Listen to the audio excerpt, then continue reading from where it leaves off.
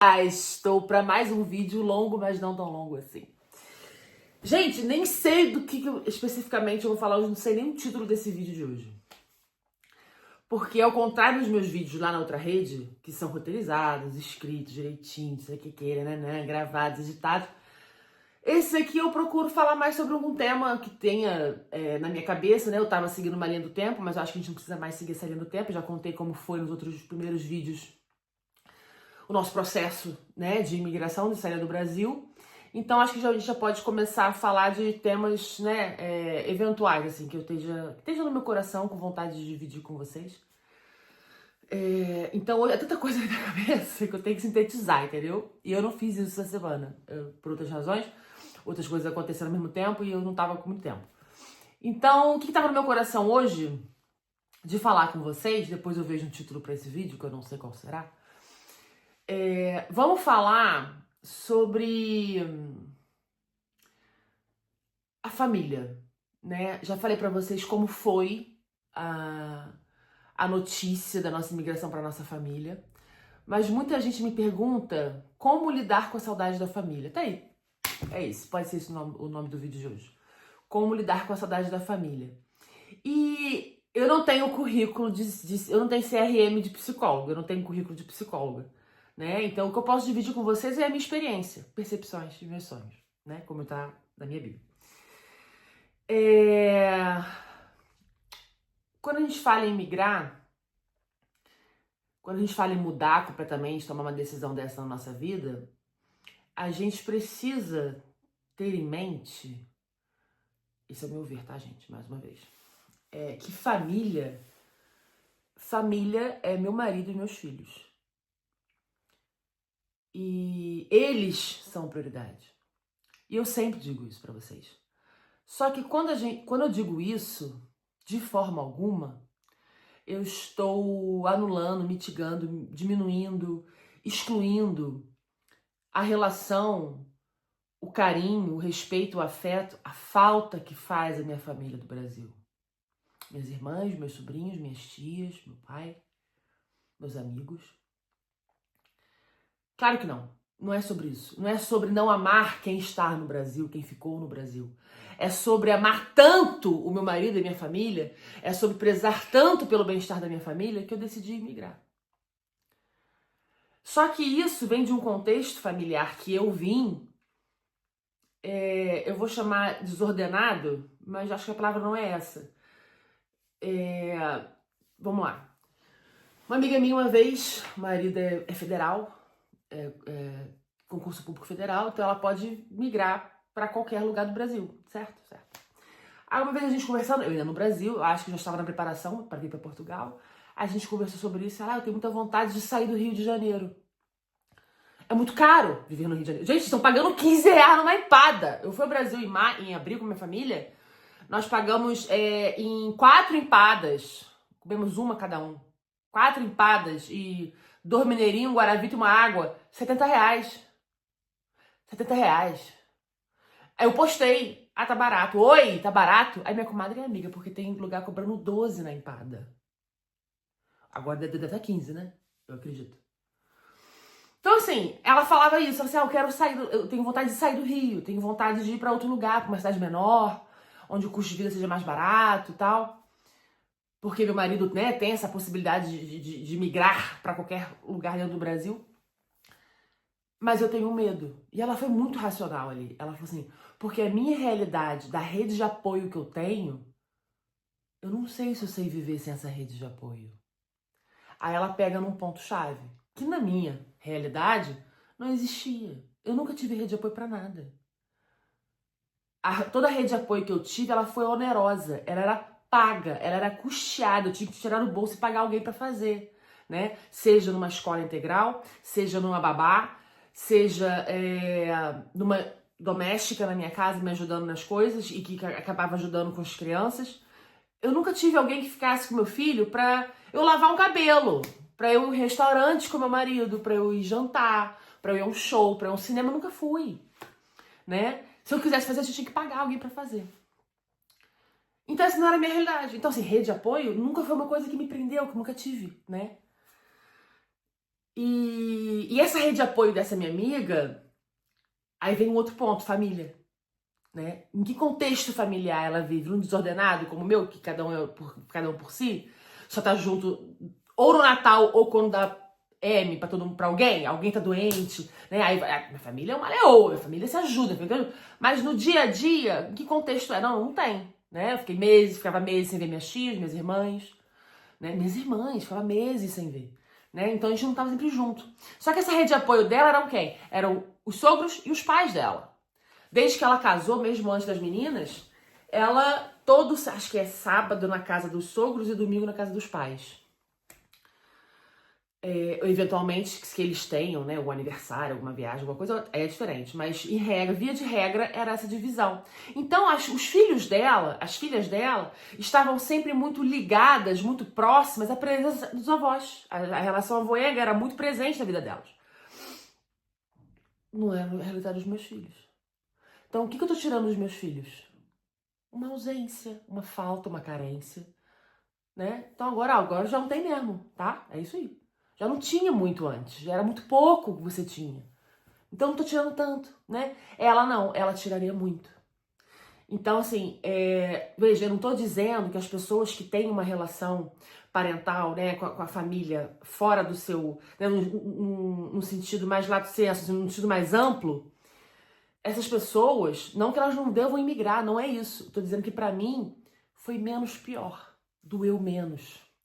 Porque, claro que eu amo, né? E pelo contrário, teve um poeta que eu não lembro quem foi, não tenho o nome dele agora, que ele diz que os maiores amores são os não vividos. Marília Mendonça disse, me apaixonei pelo que eu inventei de você. É mais ou menos isso, né? Como eu não tinha essa realidade de todo final de semana eu estar com as minhas tias, com as minhas irmãs, eu idealizei como seria, como eu gostaria que fosse, né? Mas eu nunca vivi. Então, eu sinto falta daquilo que eu não tinha, né? Mas pessoas que têm, elas imigram e vão sentir falta daquilo que elas tinham. Gostando ou não, elas vão sentir falta.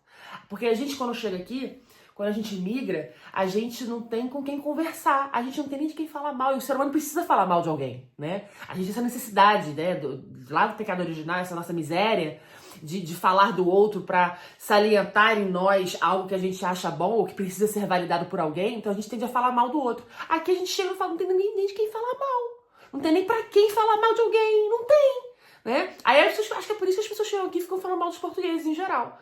Né? Porque não tem o que falar e fala isso. Quer falar da cultura do outro, do jeito do outro, né? Eu falo também, tá?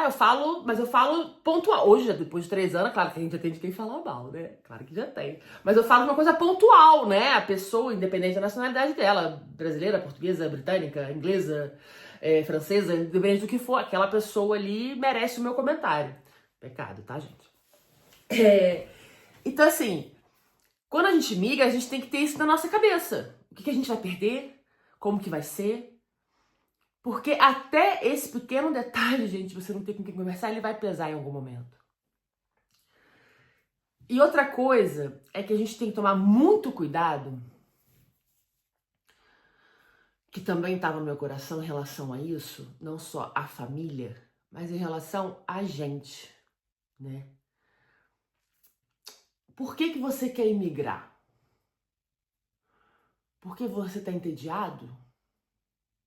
Porque veja, às vezes a gente começa a falar, eu vou sair do Brasil. Ai, não aguento mais. Tô cansado. Tá cansado do trabalho, tá cansado da rotina, dos mesmos amigos, dos mesmos fofocas da família, das mesmas tias que falam mal da mesma coisa sempre. Aí você entra numa ideia de que eu vou me mudar, eu vou mudar de país, que eu quero outra vida, quero não sei o quê. Aí você vai e descobre que era só tédio. Tem certeza que isso acontece com as pessoas.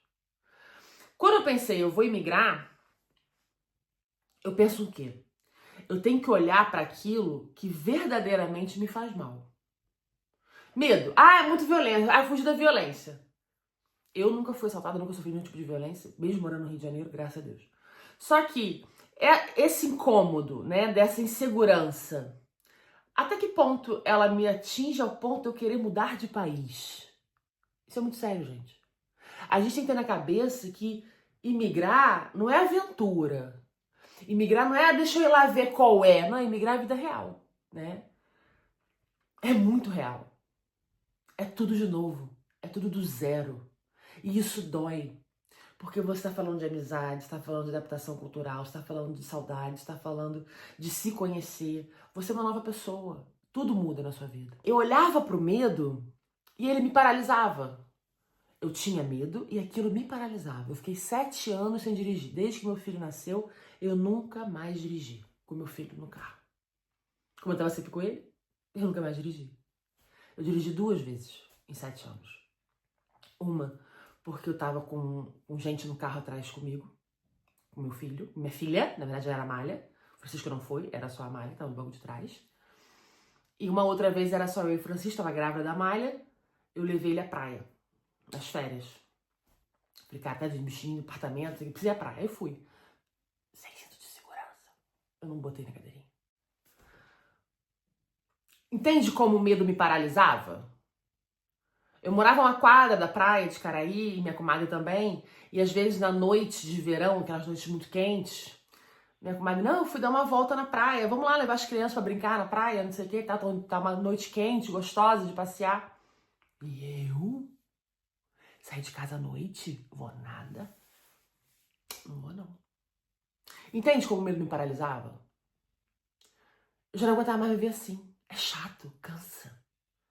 Se andar na rua, eu não posso estar com o telefone no bolso, né? Ah, mas eu ando. Então tá te incomodando tanto como me incomodava? Será que esse seu incômodo realmente é o que tá te levando pra trás? Ou é só tédio da vida adulta? Porque a vida adulta é um tédio. A vida adolescente é um tédio. A vida criança é um tédio, né? Se a gente não aprende a gostar daquilo que a gente faz diariamente, se a gente não vê prazer em nada que a gente faz, fica um tédio mesmo, né? Ainda mais a vida adulta. Quer pagar conta até emagrecer. E depois agora eu tô descobrindo que é aturar mau humor de filho adolescente. Sabe? Então assim, é tédio? Ou realmente aquilo tá te limitando, tá te prendendo, tá te aprisionando, engessando, doendo, ferindo? Financeiro, né? Ai, a escola tá muito cara. Ai, isso aqui tá muito caro. Ai, mas você tá conseguindo pagar, não tá? Tá conseguindo pagar? Então, assim, até que ponto é tédio? Até que ponto, ai, não quero mais essa vida. Ai, que ponto, ai, tá chato. Então vou lá. Eu vou lá imigrar pra ver qual é. Não, imigrar não é isso. Tem um preço muito alto, gente. Tem um preço muito alto. Aí voltamos pra família. Por mais que eu não tivesse tido, o que muita gente tem é abrir mão, o pouco que eu tinha já me bastava. O pouco que eu tinha era alguma coisa. Hoje não é nada. Hoje são lugares à mesa no Parabéns vazios. E vão estar sempre vazios. Por mais que tenhamos já, graças a Deus, amigos e família aqui, temos família aqui, portuguesa com certeza. Por mais que meus primos aqui sejam extremamente presentes e eles fazem questão de ser, de nos integrar à família deles, né? De estarmos juntos. E são primos distantes, tá, gente? Não são nem primos irmãos do meu marido, não. São primos distantes. Mas que se fazem presente e querem estar presentes na nossa vida. Então, por mais que você tenha ali uma mesa de parabéns com pessoas que você sabe que querem seu bem, pessoas que gostam de você e dos seus filhos, amigos que você fez aqui, vão ter buracos em volta da mesa. Por mais que eu não estivesse com as minhas irmãs e as minhas tias ao longo da minha vida, ao longo da minha rotina, nos aniversários elas estavam. E aquele pouco já me bastava, já era alguma coisa e eu não tenho mais. E isso é um preço. Então não dá pra você jogar isso fora, mesmo com o pouco que você tem, porque você tá entediado. Porque eu não aguento mais o Brasil, porque a situação tá difícil, porque não sei o quê. Tá, mas será que imigrar é a solução do seu problema? Será que é isso que você tá precisando fazer? Imigrar? Largar tudo pra trás e começar do zero? Não é uma aventura. Já falei e vou repetir sempre. Imigrar não é aventura. Vamos deixar as aventuras para adolescente. A gente é adulto. A gente tem que pensar com razão. A gente tem que pensar no melhor para os nossos filhos. Oportunidades para os meus filhos. O Brasil, depois que a gente sai, a gente fala-se muito de síndrome do vira-lata, né? Que, enfim, eles acabam se descontextualizando, usando em contextos diferentes. Para mim, a maior síndrome de vira-lata que tem é o brasileiro achar que tudo que tá fora é melhor do Brasil. Aí tem que estudar fora, aí ele tem que fazer fora, aí ele tem que... Depois que você tá aqui, e você... E eu tô falando de Portugal, mas eu me submeti a uma cirurgia na Suíça. Eu tava em viagem com a minha família, com as minhas tias, e meu apêndice suporou, me submeti a uma cirurgia na Suíça. Então, eu tô falando de Portugal, tá, mas... porque Portugal é o lixo da Europa, né? Gosto de falar. Tá, eu fui na Suíça, eu operei na Suíça. O Brasil não deixa em nada a desejar os profissionais brasileiros. Seja na educação, seja na segurança, seja na medicina, seja em tudo. Mas a gente tem aquela síndrome de vira-lata que a veio de fora é melhor. O Brasil tá... E muitas coisas, principalmente em relação a Portugal, à frente. Isso eu falo com todo respeito às amigas portuguesas, com certeza. Infelizmente. O Brasil tem tudo de melhor. O Brasil é ótimo. O Brasil é maravilhoso. O Brasil sabe ensinar. O Brasil é referência em muita coisa, principalmente aqui fora. Só que a gente tem a ideia, e a gente tendo essa ideia, a gente acaba vendendo essa ideia pra fora, né? Porque se o brasileiro acha que aqui fora é melhor do que no Brasil, por que que... né? Então por que você tá em Portugal? Porque você vê mais o que pros seus filhos? O que é melhor? Oportunidades. Porque pra você ter acesso no Brasil a algo, isso custa muito caro. Isso é, pra mim, no momento que eu vim pra cá, era inviável. Tem a questão da segurança, né? Primeiro, segurança e financeiro. O meu problema no Brasil era segurança e financeiro. A segurança porque me paralisava. Agora, eu tô no Brasil, eu tenho dinheiro. Muito dinheiro. Eu tenho carros blindados. Eu tenho seguranças. Mas você vai viver numa bolha, é ruim. Eu não sei, eu não posso dizer porque eu nunca vivi. Mas o que eu vejo é que dentro do Brasil, nós temos sim uma capacidade enorme de produzir, de ensinar, de aprender. Tanto quanto tem aqui fora. Então não é por isso, né? Quando eu falo em oportunidade, eu falo de acesso, desculpa. Eu falo de acesso, né? Inglês, né? A gente sabe que a melhor forma de aprender inglês é vivenciando o inglês. Eu não teria dinheiro para pagar curso de inglês para meus filhos, porque eu tinha que pagar a escola, tá 2.200, né? Falei há pouco tempo com uma amiga e ela disse que tá hoje 2.200. Mais tranquila, tá? Não tá nem falando daquelas tops que os filhos de artista estudam, não. Tô falando de nós aqui, ó. Réis mortais. 2020 para cada filho. Eu não poderia pagar o curso de inglês, eu não poderia o intercâmbio, né? Meu filho vai fazer intercâmbio, vai ficar 6 meses. Como muitos amigos meus na época fizeram, tá? Quando eu era adolescente, jovem. Muitos fizeram. Canadá, Austrália, né? Vai, passa 6 meses, não sei o que e tal, 1 ano, depois faz mais, né? Quem conhece mais gente, pá. Eu não poderia proporcionar isso para meus filhos. Aqui eu pego um avião, pago 30, 35, 40, 50 euros que seja num voo e vai pra Inglaterra, vai trabalhar na Domino's, McDonald's e vai aprender inglês. No Brasil não. Pro Brasil você poder fazer isso, tem que ter todo um preparo, né? Financeiro, para você comprar passagem, para você ver a hospedagem, para você ver como é que vai ser feito tudo isso. Tá muito mais longe, aqui eu tô perto, né? Numa eventualidade, eu quando tive problema na Suíça, tava com as minhas tias, meu marido pegou o primeiro voo pra Suíça. Chegou no dia, eu fui operada, né, de entrar no hospital de manhã, operei 8 horas da noite, no dia seguinte, 10 horas da manhã, tava na Suíça. Entendeu a diferença? Pra quem não tem dinheiro, pra quem não tem esse conforto financeiro, esse acesso financeiro, fica menos pior. Fica menos impossível. O que no Brasil eu via ser impossível, aqui eu ainda consigo sonhar.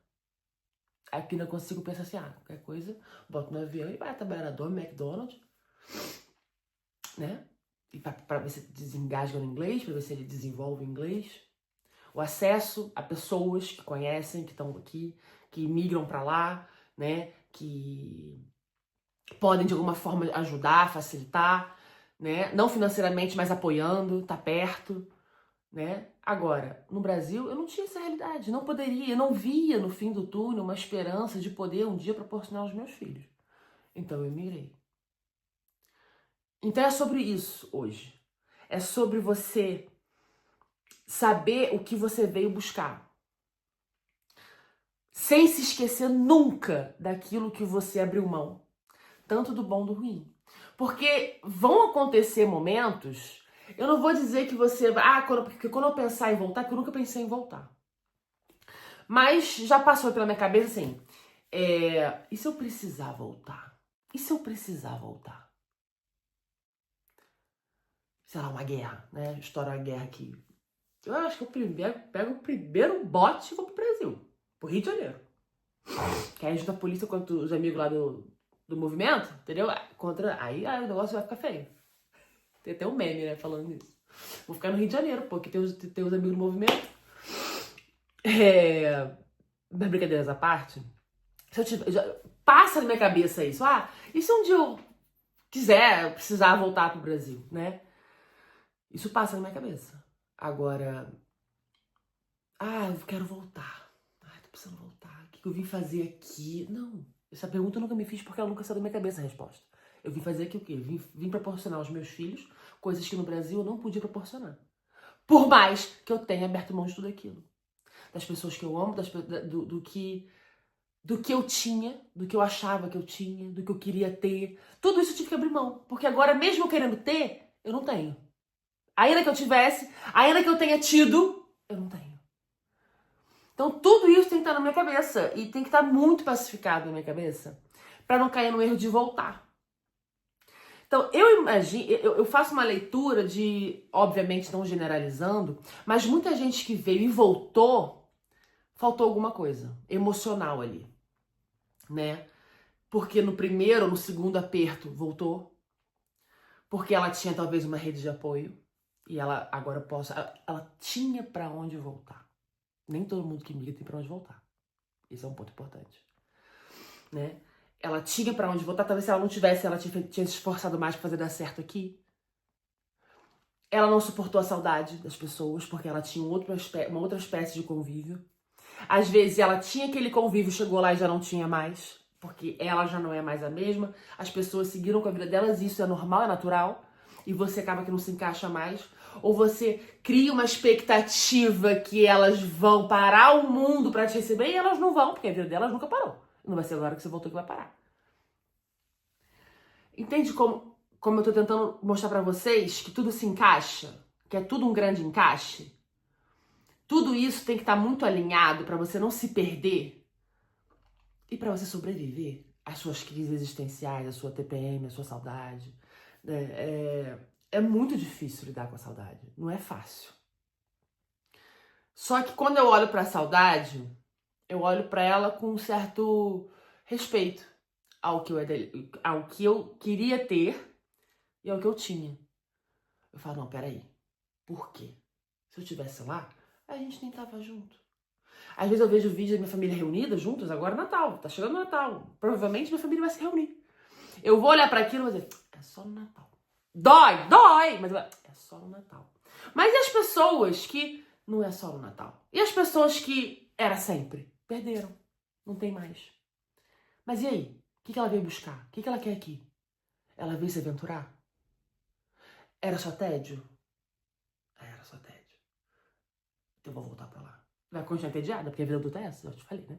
A minha cabeça, ela viaja muito, sabe? Eu fico pensando muita coisa ao mesmo tempo. E como eu não tinha planejado esse vídeo hoje, assim, né, roteirizado, porque eu faço um roteiro na minha cabeça e hoje eu não tinha feito, era mais ou menos isso, né? Falar sobre como lidar com a saudade, o que a gente tinha, o que a gente deixou de ter, o que a gente, na verdade, nunca teve e o que a gente veio buscar. Alinhem os sentimentos, alinhem principalmente o que você veio buscar.